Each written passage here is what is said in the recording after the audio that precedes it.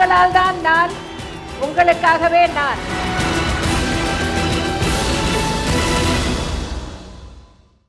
ஜெயா தொலைக்காட்சி நேயர்களுக்கு வணக்கம்.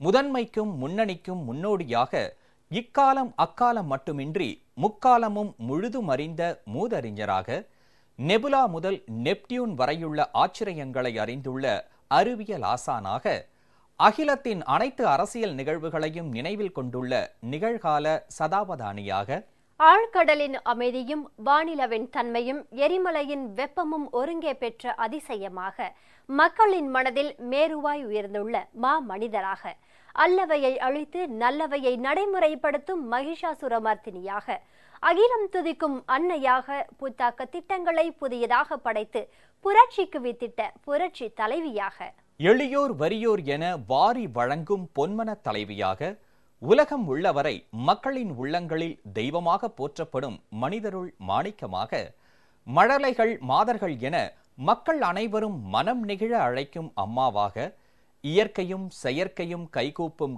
கடவுளாக மக்களுக்காகவே அர்ப்பணிப்புடன் வாழும் ஆற்றலாளராக இன்னல்களையும் இடைஞ்சல்களையும் துன்பங்களையும் துயரங்களையும் அல்லல்களையும் அனாயாசமாக கடந்து தன்னம்பிக்கையுடன் எதையும் எதிர்கொள்ளும் துணிச்சலாளராக நான்மறை வான்மறை துவைதம் அத்வைதம் என அனைத்தும் அறிந்த ஆன்மீக ஞானியாக மக்கள் மீது நேசமும் பாசமும் பற்றும் பரிவும் அன்பும் அரவணைப்பும் ஆதுரமும் கனிவும் கருணையும் ஈதலும் இரக்கமும் உடைய ஊக்கமிகு எழுச்சிமிகு ஏற்றமிகு ஒப்பாரும் மிக்காருமில்லா மகோன்னத தலைவராக வள்ளல்களின் வள்ளலாக திகழும் பொன்மன தலைவி முதலமைச்சர் செல்வி ஜெயலலிதா அவர்கள் மக்கள் மீது நேசமும் பாசமும் பற்றும் பரிவும் அன்பும் அரவணைப்பும் ஆதுரமும் கனிவும் கருணையும் ஈதலும் இரக்கமும் உடைய ஊக்கமிகு எழுச்சிமிகு ஏற்றமிகு தலைவராக திகழ்கிறார்.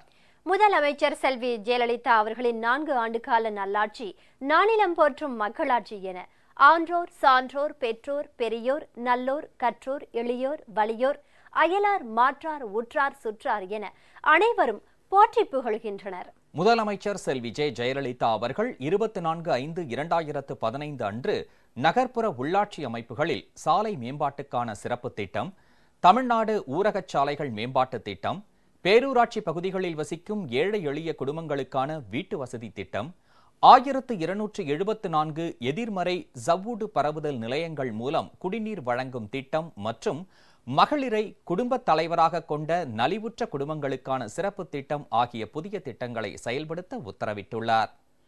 இத்திட்டங்கள் குறித்த பல்வேறு விவரங்களை நீங்கள் அறிந்து கொள்ளும் வகையில் உருவாக்கப்பட்டுள்ளதுதான் இன்றைய முதலமைச்சர் நேரம் நிகழ்ச்சி.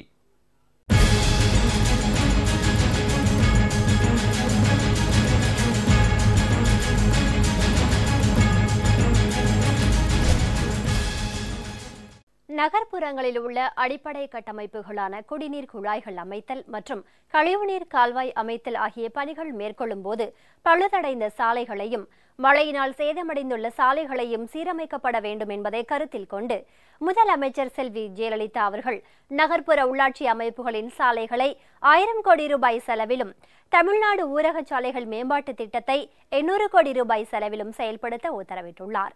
இதன் விவரங்கள் அடங்கிய குறுந்தொகுப்பை பார்க்கலாம்.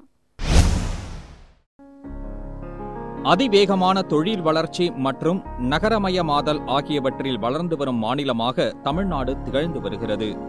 தமிழகத்தின் தற்போதைய மக்கள் தொகையில் 48.45 விழுக்காடு நபர்கள் நகர்ப்புறங்களில் வசித்து வருகின்றனர்.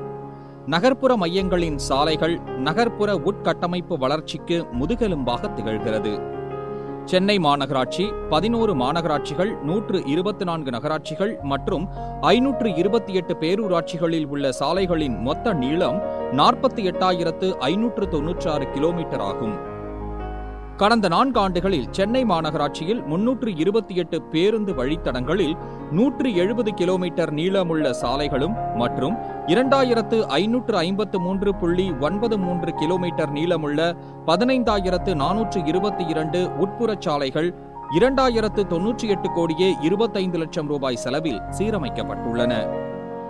மற்ற மாநகராட்சிகள் மற்றும் நகராட்சிகளில் கடந்த 4 ஆண்டுகளில் 3,958 கிலோமீட்டர் நீளமுள்ள சாலைகள் 1594 கோடியே 35 லட்சம் ரூபாய் செலவிலும், பேரூராட்சிகளில் 4607 கிலோமீட்டர் நீளமுள்ள சாலைகள் 1274 கோடியே 43 லட்சம் ரூபாய் செலவிலும் சீரமைக்கப்பட்டுள்ளன.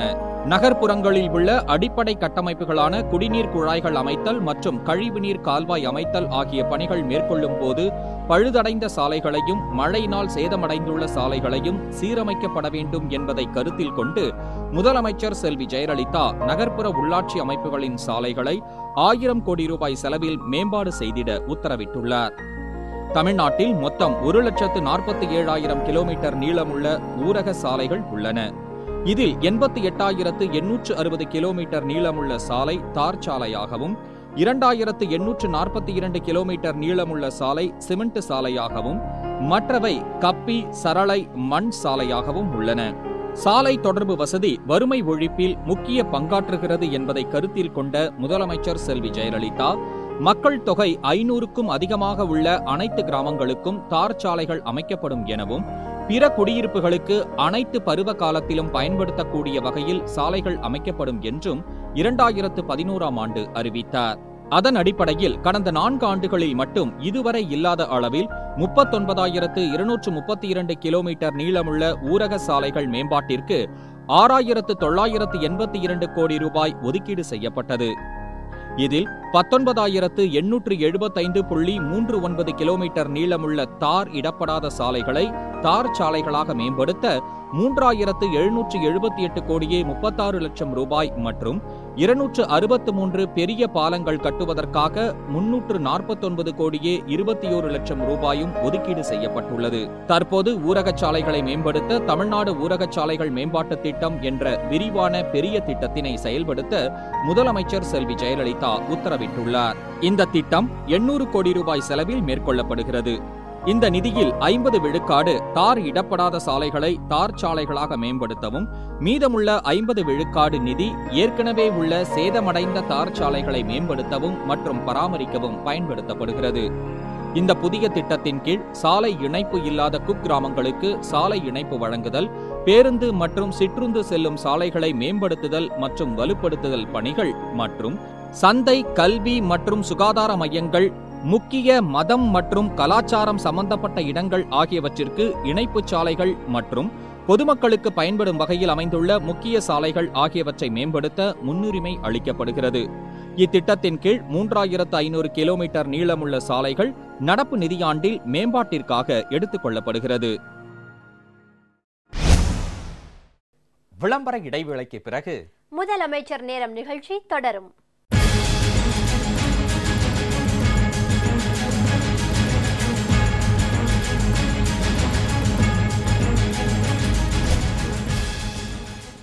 முதலமைச்சர் நேரம் நிகழ்ச்சி தொடர்கிறது. பேரூராட்சிகளில் மண்சுவர் மற்றும் கூரை வீடுகளில் வசிக்கும் ஏழை எளிய மக்களுக்கு வீட்டு வசதி ஏற்படுத்திடும் வகையில் சூரிய மின்சக்தியுடன் கூடிய கான்கிரீட் கூரை கொண்ட பசுமை வீடுகளாக மாற்றி அமைக்க குடும்பம் ஒன்றிற்கு 2,10,000 ரூபாய் நிதியுதவி வழங்கும் ஒரு சிறப்பு வீட்டு வசதி திட்டம் மற்றும் குடிநீர் பற்றாக்குறையுள்ள பேரூராட்சிகள், மாநகராட்சி, நகராட்சி பகுதிகளில் உள்ள அம்மா உணவகங்கள், மருத்துவமனைகள் மற்றும் பொது இடங்கள், சிவகங்கை, ராமநாதபுரம் மாவட்டத்தில் உள்ள 69 குடியிருப்புகள் என மொத்தம் 77 கோடியே 13 லட்சம் ரூபாய் செலவில் 1274 எதிர்மறை சவ்வூடு பரவுதல் நிலையங்களை அமைத்து குடிநீர் வழங்க முதலமைச்சர் செல்வி ஜெயலலிதா உத்தரவிட்டுள்ளார். இதை பற்றிய கூடுதல் விவரங்களை இப்ப பார்க்கலாம். பேரூராட்சி பகுதிகளில் வசிக்கும் ஏழை எளிய குடும்பங்களுக்கான வீட்டு வசதி திட்டம், தமிழ்நாட்டில் உட்கட்டமைப்பு வசதிகளை மேம்படுத்துதல், தொழில் முதலீடுகளை பெருக்குவதன் மூலம் தமிழக மக்களின் வாழ்க்கை தரத்தினை உயர்த்துதல் ஆகியவற்றை உள்ளடக்கிய தொலைநோக்கு திட்டம் 2022 என்ற திட்டத்தினை முதலமைச்சர் செல்வி ஜெயலலிதா வெளியிட்டுள்ளார். தமிழகத்தில் உள்ள நகரங்கள் 2023ஆம் ஆண்டிற்குள் குடிசை பகுதிகள் அற்றதாக உருவாக்குதல் என்பது இந்த தொலைநோக்கு திட்டத்தின் ஒரு அம்சமாகும். கடந்த 4 ஆண்டுகளில் தமிழகத்தின் பல்வேறு நகர பகுதிகளில் தமிழ்நாடு குடிசை பகுதி மாற்று வாரியம், தமிழ்நாடு வீட்டு வசதி வாரியம் மற்றும் நகராட்சி நிர்வாகம் மற்றும் குடிநீர் வழங்கல் துறை ஆகியவற்றின் மூலம் 4,355 கோடி ரூபாய் செலவில் 1,15,000 வீடுகள் கட்டப்பட்டுள்ளன. இதுபோன்ற ஊரக பகுதிகளில் வாழும் பொருளாதாரத்தில் நலிவுற்ற பிரிவினருக்காக ஊரக வளர்ச்சித் துறையால் 3573 கோடி ரூபாய் செலவில் 1,50,000 வீடுகள் கட்டப்பட்டுள்ளன. பேரூராட்சிகள் தமிழ்நாட்டின் முக்கியமான நகர பகுதியாகும். இப்பகுதிகள் நகர மற்றும் ஊரக இணைப்பின் ஒரு முக்கிய பாலமாக உள்ளது. மாநகராட்சிகள் மற்றும் தொழிற்சாலை பகுதிகளுக்கு அருகில் பெருமளவில் பணியிடம் உள்ளதாலும் மக்கள் பணிக்கு சென்று வர ஏதுவாக அருகில் உள்ள பேரூராட்சிகளில் வீட்டு வசதி தேவை அதிகரித்துள்ளது. மாநகராட்சி, நகராட்சி மற்றும் ஊராட்சி பகுதிகளில் ஏழை எளியோருக்கு வீடு கட்டும் திட்டம் செயல்படுத்தப்படுவதைப் போல பேரூராட்சிகளில் மண் சுவர் மற்றும் கூரை வீடுகளில் வசிக்கும் ஏழை எளிய மக்களுக்கு வீட்டு வசதி ஏற்படுத்திடும் வகையில் சூரிய மின்சக்தியுடன் கூடிய கான்கிரீட் கூரை கொண்ட பசுமை வீடுகளாக இவற்றை மாற்றியமைக்க குடும்பம் ஒன்றிற்கு 2,10,000 ரூபாய் நிதியுதவி வழங்கும் ஒரு சிறப்பு வீட்டு வசதி திட்டத்திற்கு முதலமைச்சர் செல்வி ஜெயலலிதா ஒப்புதல் அளித்துள்ளார்.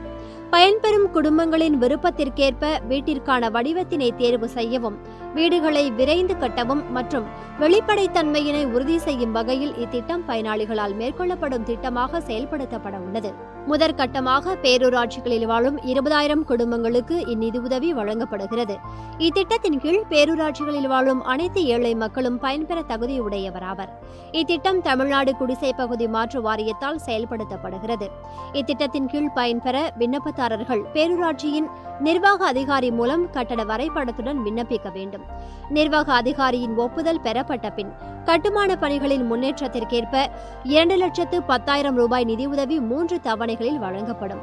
இத்திட்ட பணிகளின் முன்னேற்றத்தினை அந்தந்த மாவட்ட ஆட்சியரை தலைமையாக கொண்ட மாவட்ட கண்காணித்தல் மற்றும் ஆய்வுக்குழு அவ்வப்போது ஆய்வு செய்யும்.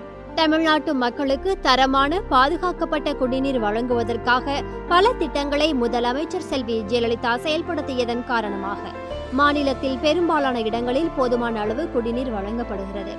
ஊரக உள்ளாட்சி அமைப்பு பகுதிகளை பொறுத்தவரையில் மொத்தம் உள்ள 1,18,000 குடியிருப்புகளில் 85,946 குடியிருப்புகளில் நிர்ணயிக்கப்பட்ட அளவான நாள் ஒன்றுக்கு நபர் ஒருவருக்கு 40 லிட்டர் என்ற அளவில் தண்ணீர் வழங்கப்படுகிறது. எஞ்சிய 14,072 குடியிருப்பு பகுதிகளுக்கு பகுதி அளவில் குடிநீர் விநியோகம் செய்யப்படுகிறது. இவற்றில் 4,510 குடியிருப்புகளுக்கு முழுமையான அளவில் குடிநீர் விநியோகம் செய்யப்பட பணிகள் நிறைவேறும் நிலையில் உள்ளன.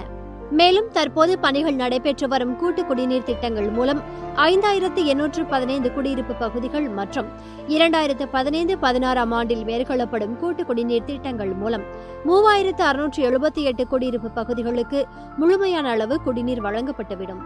எனினும் பகுதி அளவில் குடிநீர் பெறும் சிவகங்கை மாவட்டத்தில் உள்ள 10 குடியிருப்புகள் மற்றும் ராமநாதபுரம் மாவட்டத்தில் உள்ள 59 குடியிருப்புகள் என மொத்தமுள்ள 69 குடியிருப்புகளுக்கும் 69 எதிர்மறை சவோடு பரவுதல் நிலையங்களை 4,83,00,000 ரூபாய் செலவில் அமைத்து குடிதண்ணீர் வழங்க முதலமைச்சர் செல்வி ஜெயலலிதா உத்தரவிட்டுள்ளார்.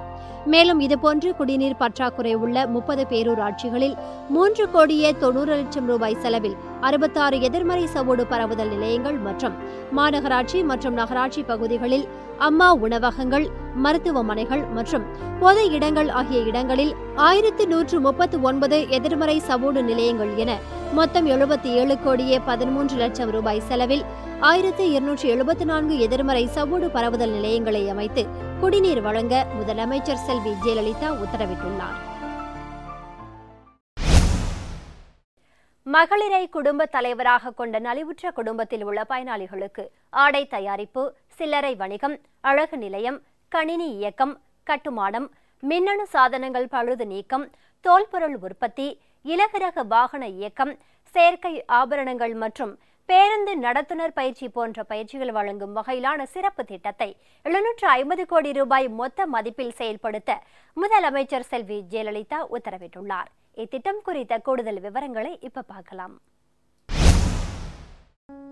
அனைத்து துறைகளிலும் சாதனைகள் பல புரிந்து வரும் பெண்கள் பொருளாதார ரீதியிலும் முன்னேற்றம் காண வேண்டும் என்ற உன்னத நோக்கத்துடன் பெண்களின் சமுதாய மற்றும் பொருளாதார முன்னேற்றத்திற்காக தமிழ்நாடு மகளிர் நல மேம்பாட்டு நிறுவனம் மூலம் தமிழ்நாடு மாநில ஊரக வாழ்வாதார இயக்கம் மற்றும் புதுவாழ்வு திட்டத்தினை தமிழ்நாடு அரசு செயல்படுத்தி வருகிறது. கடந்த 4 ஆண்டுகளில் மகளிர் மேம்பாட்டிற்காக தமிழ்நாடு மாநில ஊரக வாழ்வாதார இயக்கம் மற்றும் தமிழ்நாடு புதுவாழ்வு திட்டத்தின் கீழ் 7655 கிராம வறுமை ஒழிப்பு சங்கங்கள் அமைக்கப்பட்டு 1090 கோடியே 30 லட்சம் ரூபாய் சமுதாய முதலீட்டு நிதி வழங்கப்பட்டுள்ளது. 7268 ஊராட்சி அளவிலான கூட்டமைப்புகளுக்கு ஊக்கத்தொகையாக தலா 1 லட்சம் ரூபாய் வீதம் 72 கோடியே 68 லட்சம் ரூபாய் வழங்கப்பட்டுள்ளது. வங்கிகள் மூலம் கடந்த 4 ஆண்டுகளில் 20,270 கோடி ரூபாய் கடன் நிதியுதவி வழங்கப்பட்டுள்ளது.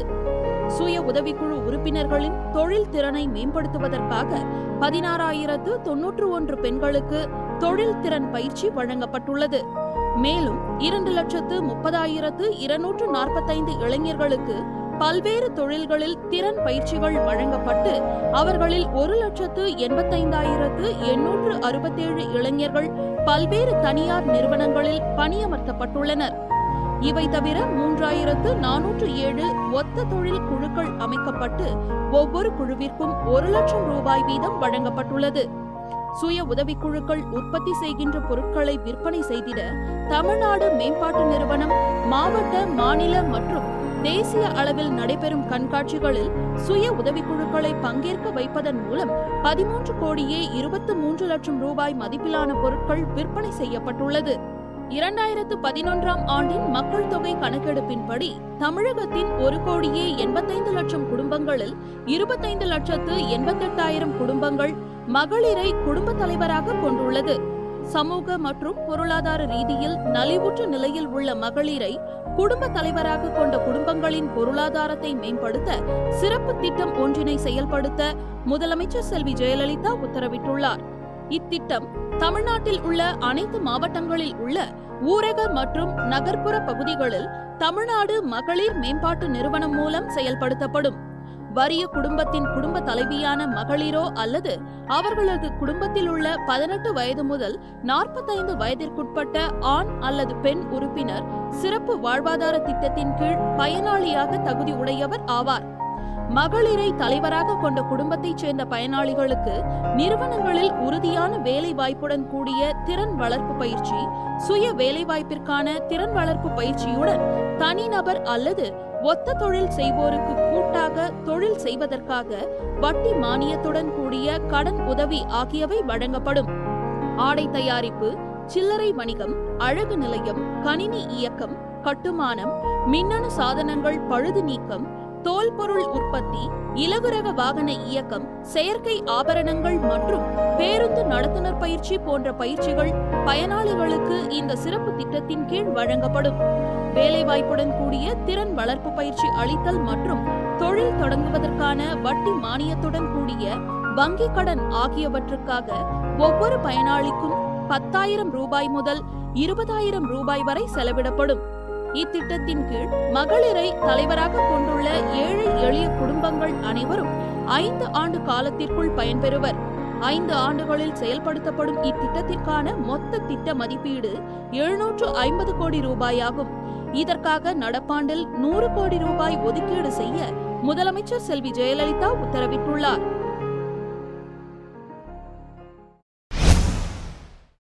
விளம்பர இடைவேளைக்கு பிறகு முதலமைச்சர் நேரம் நிகழ்ச்சி தொடரும்.